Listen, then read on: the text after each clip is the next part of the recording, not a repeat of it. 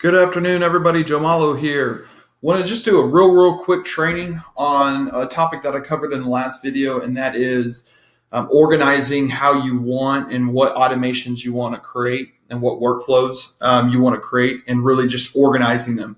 When I started creating Zaps in the very beginning, the one thing that I continuously found myself doing is getting into a Zap, starting to create it, and then not really knowing what direction I wanted to go with it. So what I recommend is create a Google Doc. If you don't have an account with Google, I would sign up with an account with Google because it will really help you out. And the cool thing is you can automate a lot of things with Google Docs and Google Sheets, especially doing your own disputes eventually, and being able to automate things using the Google Docs and Sheets. So I do highly recommend setting up a Google account on Google Sheets, Google Docs. I hope that you all know how to do that. Just go ahead and do that. So, what I do is I start with a list of things that I want to automate. And what I talked about in the last video is literally write a list of every automation you would love to have, even if it's not necessarily today, but in the future, from invoicing to sending agreements, to sending auto text, to sending emails, to moving your client around in your CRM, to initiating certain activities, automatically, really just doing everything to a point where you're literally as if you had another employee working for you. Some of you guys already have employees, but let's just say you wanted to hire somebody to do something. Well, what if you could automate that? So just think kind of outside the box and inside the box to kind of decide, okay, what automations do I want to create? How do I want to create them? And really just, you don't have to put a lot of detail, just make a list. So I separate it by, okay, a brand new client, a brand new client who I've already done a call intro, kind of told them about our services, clients that need credit reports. I'd start real simple on how you want to automate just the communication in the very beginning. And then you can go into details on how you want to automate pretty much anything. And honestly, when I say anything, you can automate the movement within your CRM.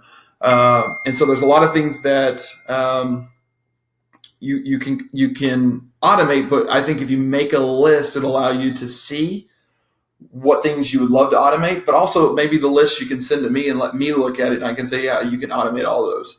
And I can kind of go on one-on-one with some of you guys to help you automate those areas in your business. So create a list. It can be just a simple list. You don't even have to put them in certain sections. Just list everything that you'd like to automate.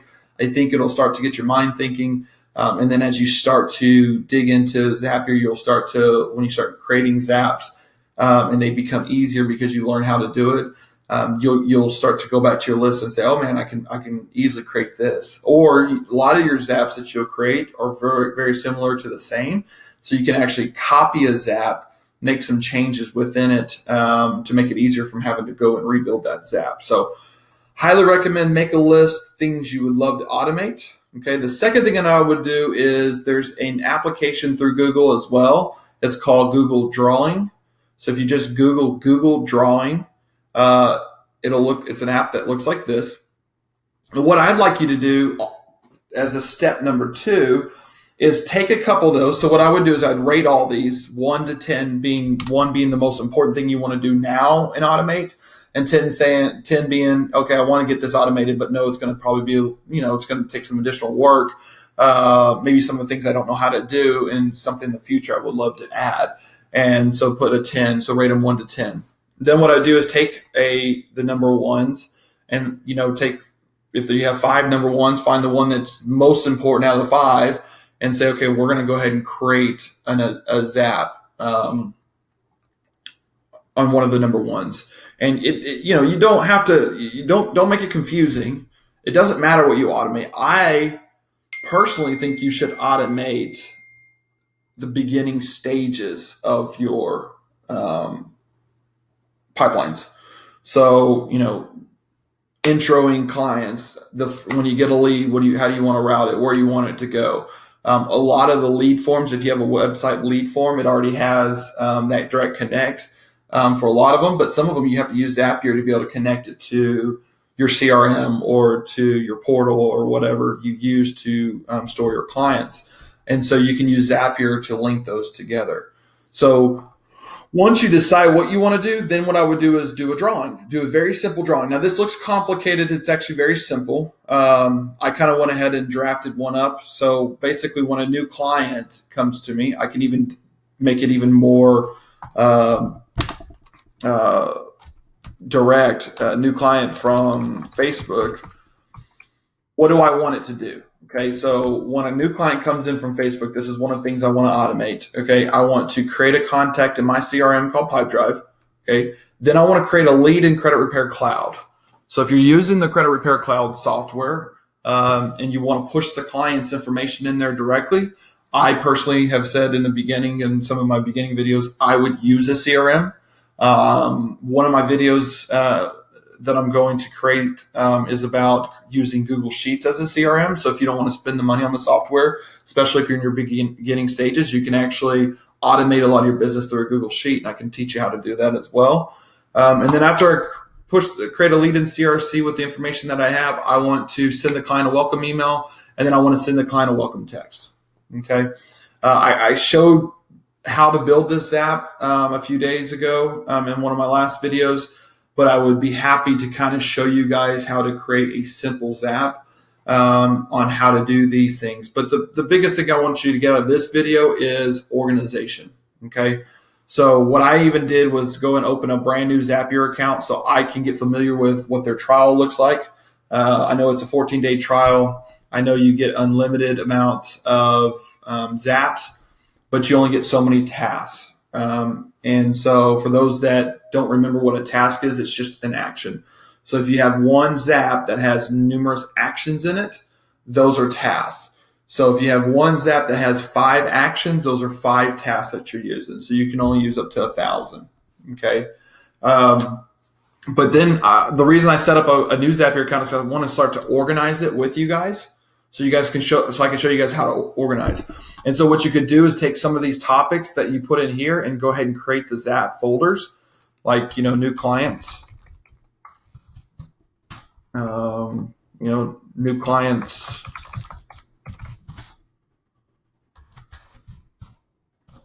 What I mean by intro means I've already done I'm sorry, I can't spell.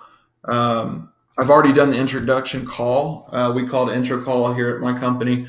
Where I've already discussed the services with them and kind of told them what we do and how we work. What am I going to do with those clients? Typically for us, there's 2 options. You either put them in a pipeline to continue to follow up. Maybe they don't have enough time to really talk about the services, but I did the intro call. And then the second one is realistically the question we ask is, do you have a copy of your credit reports that we can take a look at? If they say yes, we put them in a pipeline where it auto sends a text message asking, telling them where they can send their credit reports. And then if they don't have a copy, it goes into another pipeline where we'll automatically send them out the link so that they can pull their credit reports and then the details and information on how they get those credit reports back over to us. So that's kind of how I separate it, is really just kind of breaking it down to a simple science of, okay, if this is a new client that comes from Facebook, I think it should be treated differently than a client that comes from a different referral or a broker.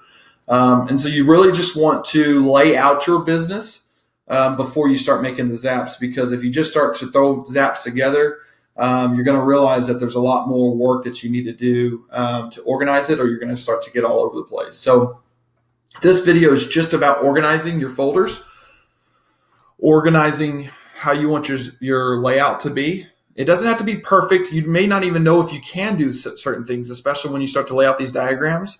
Maybe you don't have a texting provider and you'd love to send a text. Well, Zapier does actually have a provider where you can send text messages out through them for free. And I can go in more detail on that. Maybe you don't have an email provider. It's okay. If you don't have some of these providers, that's fine. Just map them out how you would like them. And then you can really start to organize it how exactly how you want to do it. And then when you start putting the Zaps together, it's going to be much easier. So I think the most important thing is create a list of everything that you want to do first. Okay. I can help you draw them if you need to, or kind of tell you, point you in the right direction on how you should draw them out, but just keep it real simple. Okay. You could draw them out on a Google Doc. You don't have to use this. I like the diagram because then I can say, okay, it goes here, here. Maybe I want to do a delay, and we'll go in more details of delay, but I can move these boxes around. So it's like more organized, right? So I can say if it's after I create a lead, I want to send a text and email simultaneously. So I can put I can just do an arrow, which is right here. So that I know that I want to do these at the same time. Not that it matters which one goes out first to me, but there's going to be situations where maybe you want the same thing to happen at the same time. Okay. But that's pretty much it on this video, is just organizing the Zaps. I just wanted to easily show you some of the groundwork that you should do prior to just going out and creating a whole bunch of Zaps, because, it gets very confusing, and I don't want you to get frustrated easily. I want you to be able to put it together, organize it first on paper or on Google Docs, and then we can create the Zap. So that's pretty much it. Just wanted to go over organizing your Zaps.